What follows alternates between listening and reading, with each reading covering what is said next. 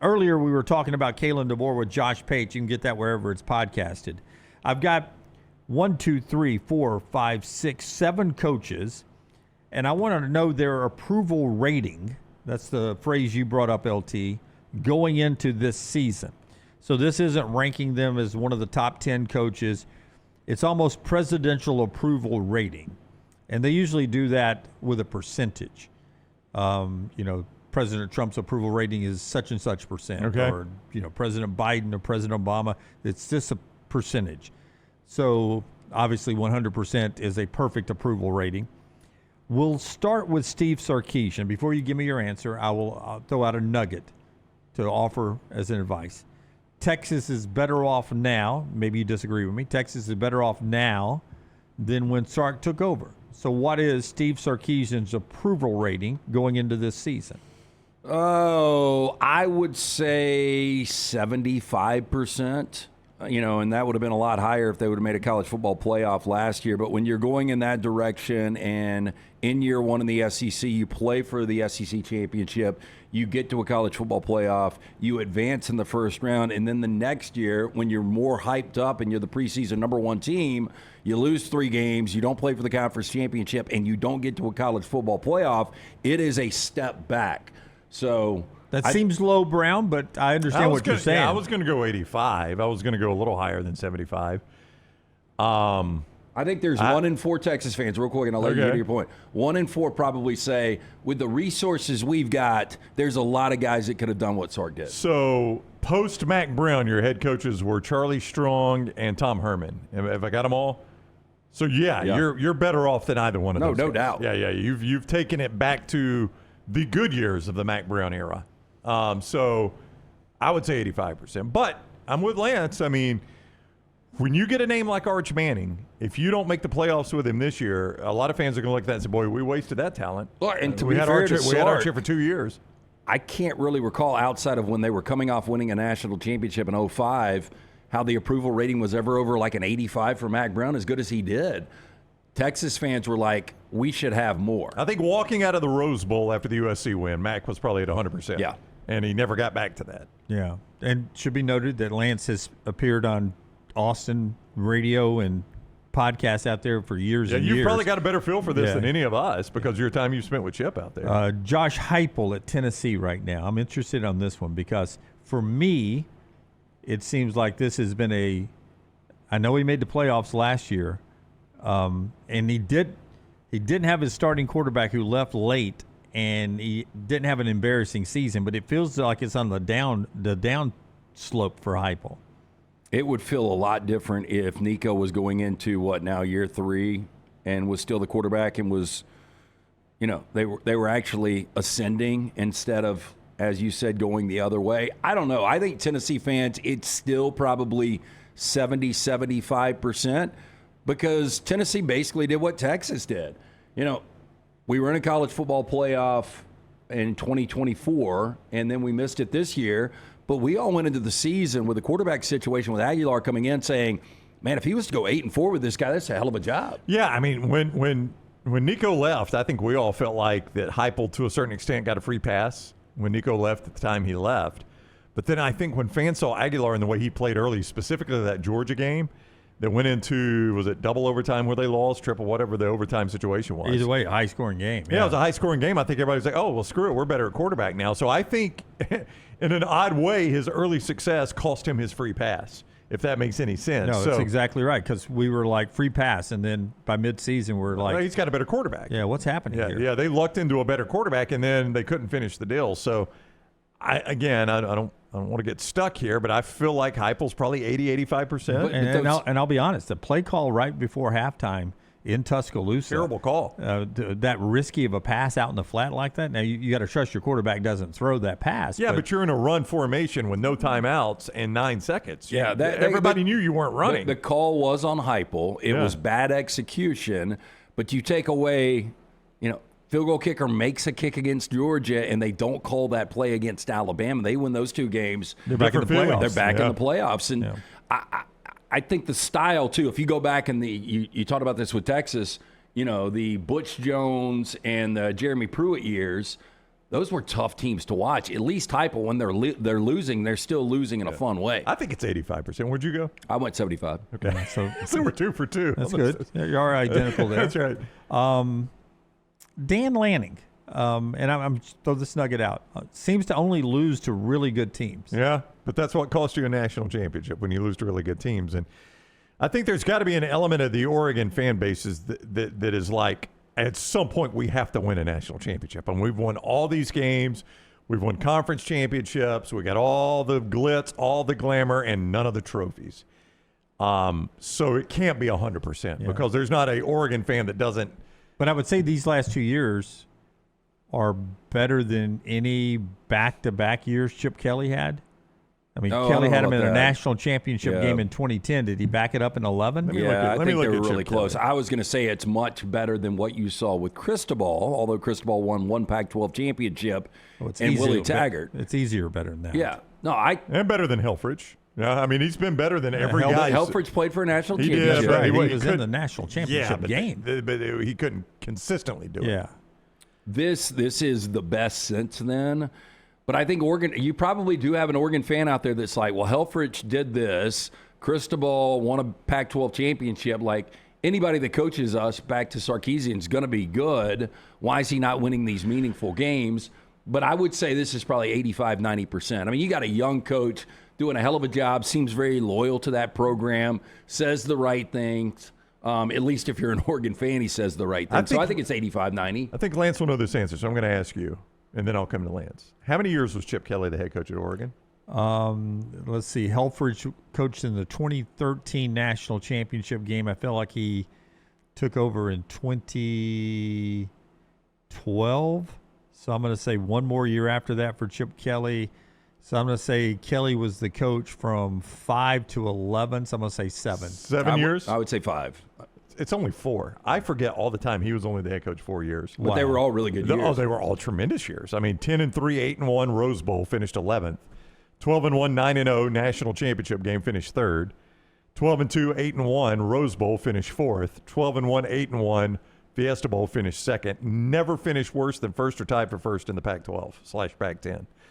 I mean, I forget he was only there 4 years, but those 4 years were tremendous. So that's the bar to beat. Lanning he's pretty close to that bar, though, if he's not there. So I think it's probably – if I was an Oregon fan, I'd be like, he's done a great job. Yeah, has he lost 10 games yet as a head coach? Probably not. No. He's in 4 years, he's 26-3. Yeah. But he can't – but they haven't won a national championship, so it can't be 100%. There's always going to be that group out there that's like – well, that can't be right. Let me go back. It can't be 26-3 in 4 years. That'd be one year he'd be undefeated. If he lost the first one to Georgia. 10-3, 12-2, 13-1, 13-2. So he's got 8 losses. Yeah, still not 10. 48-8. Yeah, 48-8. I will go 95% just because there's going to be 5% out there that are like he hasn't won a national championship with all these wins. And really good quarterbacks. Yeah. Year 5 for Lincoln Riley. What's his approval rating right now? Not with the media. Yeah. With USC fan. Of which you're one. You're one. So can I give my perspective? Yep. Not to be shaded by yours. I would say probably 70% for USC fans. I think they thought they were getting a coach that would have them in the national championship hunt very, very quickly. And you can say what you want, but they've essentially gotten Clay Helton under a different name at this point. Am I wrong about that? So you're saying Clay Helton results with Lincoln Riley's pedigree? I mean, that's fair. Yeah, I mean, I don't. Riley's a better coach than Clay Helton. I'm not making that argument, but I'm saying you've gotten Clay Helton's results. It's gone backwards. You look at Caleb Williams, one of the best young quarterbacks in the NFL, winning a Heisman Trophy. You win 11 games. You look like you were going to win the Pac-12 championship that year in the first half against Utah, and then he pulls a hamstring in that game, and they go on and lose that game. And then after 11 wins in year 1 where the defense wasn't good, they drop back to 8 wins, and then in year 3, 7 wins, and last year 9 wins.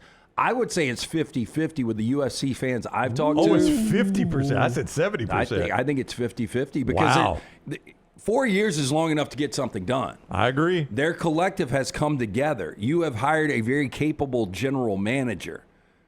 Like, this is such a pivotal year, and I do think you're gonna see USC ascend a little bit. and win 10 games and get to a college football playoff. But, man, it's 50-50. It is a coin flip on people that like Lincoln Riley and people that are like, he has not done nearly enough because he is getting paid elite money. So if it's 50-50, there are a lot of USC fans that feel like I feel like I've just gotten Clay Helton.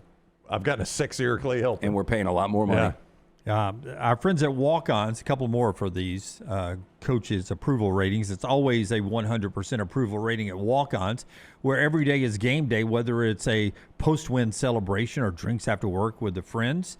You can go by there and enjoy all the made-from-scratch favorites, including the wonderful Hall of Fame level burgers, the mozzarella logs. I love the Gator Bites, the bone-in wings. When they put the bone-in wings on the menu, whoo, can't eat enough of those. Love all their sauces. Stop by today or order online in the Walk-Ons app. Walk-On Sports Bistro, Trussville, Greystone, Stadium Trace.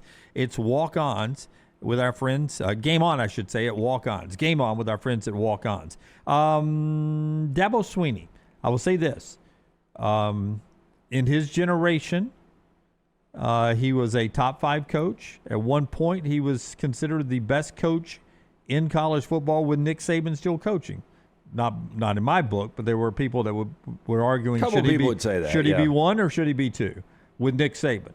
Where's his approval rating right now with the Clemson fans? I'm going to go 75%. Yeah, I think it's dropping though. You know, there was a time, a 4 or 5 year period, it was 100%. Oh, yeah, absolutely. Yeah. I mean, the Deshaun Watson, Trevor Lawrence era, he had to be 100%. But we had, a Clemson intern that worked for us a couple of summers ago, and she's, Clemson student in the middle of it going back for her senior year, and she talked about the buzz around campus at that point, and that was going into the year where they won an ACC championship and they went back to a college football playoff, and she was talking about it's getting really stale, and a lot of students are talking about this. So I think it has dropped. You're going to have the old school guy that's like, it doesn't matter what he does. He's done so much for this program. We should always, bow down to Dabo Swinney, and I understand that, but I think it's 75% now. I was going to say 70. I just think, you got national, you got caviar taste, and the reason you don't have the caviar anymore, true or not, the perception is, and I do think there's some truth to it, that Dabo Swinney has been hesitant, or completely resistant to embracing the way college football is done today, Dunaway. He didn't want to do NIL. He literally said in a microphone with cameras rolling, the day players start getting paid, I'll retire. So you see how he felt about NIL from the front end. And he was slow to embrace the transfer portal, though he has now done it, but you felt like he has had to have been dragged kicking and screaming into the way college football is done this day and age. And the Roy bus plays when you're winning and you're still very relevant. And the woe is me Clemson, that plays when you're winning. But when you're not winning, it gets a little old. And he also doesn't take criticism well. And so I think people look at that and they're like, well, damn, you're not getting the job done now. 75% seems to be a little high considering the national conversation about Dabo. The national perception seems like that percentage should be a little lower. Kirby Smart. I don't think it's 100% anymore. I think it was for a long time, but I think once you develop national championship taste, and Kirby has not won a playoff game since 2022, or is it 3? Whatever it is, it's been a couple years. But this is still by far the highest approval rating we've had. I think it is 95%. Oh, yeah. I agree with you. It's not 100% anymore because I think there are people out there that are like, we're still committed to this program. You're still winning at a high level. You're still winning SEC championships, which, by the way, they have in back-to-back years. Why is Indiana a team that's winning a national championship and we're not? So I think there are some people that are like, hey, maybe this NIL is not for Kirby. I don't think the three of us are in that boat, but I do think it's dropped just a couple of points. Yeah. And then the last one is Kalen DeBoer. And, again, national perception is going to be a lot like Dabo. It's worse in the headlines and on the talking head shows on ESPN, I think, than it is in reality. But I would say 70%. I was going to say 65. Wow. Yeah. It's Alabama. I mean, nobody's got more caviar taste right now than Alabama fans, Jim. I mean, it was blowouts every week. You had one close game a year. You either won the national championship or lost in the national championship game every year. You won a ton of SEC championships. it was an impossible act to follow. But unfortunately for Kalen DeBoer, that's what fans expected him to do, was follow it. And he did himself no favors by beating Georgia straight out of the chute. Obviously, you want to win every game you play, but as soon as he did that, everybody was like, well, here we go. We're not going to miss a beat. Try to stick with me, but I talked to a massive Alabama fan yesterday that is very logical, and he was like, this is going in the wrong direction, and I think Alabama's going to lose 4 games this year with that schedule, which I don't see it. And again, I'm a big DeBoer fan, but there's a lot of Alabama fans that don't think he's going to be able to get the job done. Yeah. Little approval ratings going into, and some have already started, spring football.